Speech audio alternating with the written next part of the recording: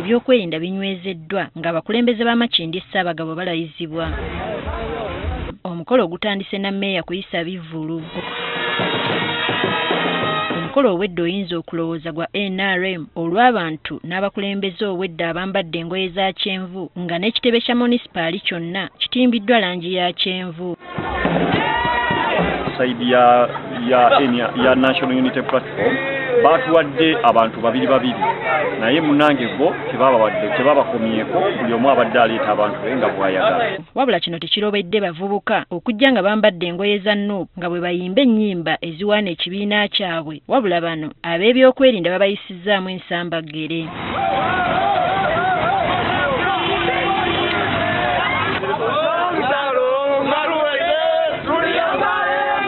Okulayira kutandise na mmeeya muna NRM John Bosco Galabuzi.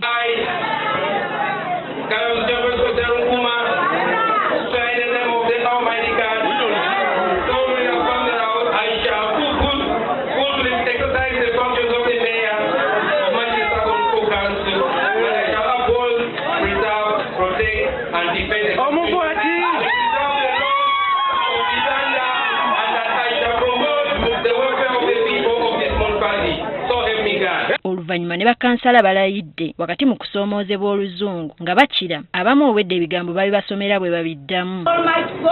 Solemnly affirm that I will give faithful service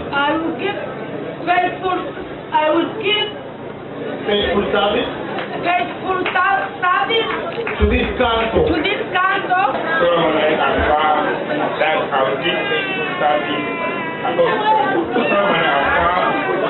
that I will be faithful and bear allegiance to Uganda and that I will preserve. Ensonga z'abavubuka tuzze ffe tetulubya ntalo tuzikuweereza abavubuka ba Ssaabagabo n'okutuusa empeereza wansi omuvubuka naddala asembayo okuba wansi. Abantu badde bagerekera omusolo naye ng'olusi talina nawasobola tamanyi watandikira kuddukira kujja kufuna ano saavisi olusi musalira ku musolo olusi babagerekera nga so n'ennyumba ze bagerekera teziteekeddwa asasula muki musolo. Oluvannyuma bano bayingidde mu kanso ne balonda sipiika Bilal Mukiibi n'omumyuka we Alice Namwanje nga bonna ba kibiina ki NRM.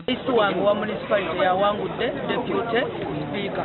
So nsuubira okuba nti abakyala nga president we yagambye ekisanja North abakyala tugenda kola ate tufunye n'emmeeya omupya. Ffenna tubagamba nga ffe abakulembeze b'ebyalo ffe gye tuli wansi ku gulawundi.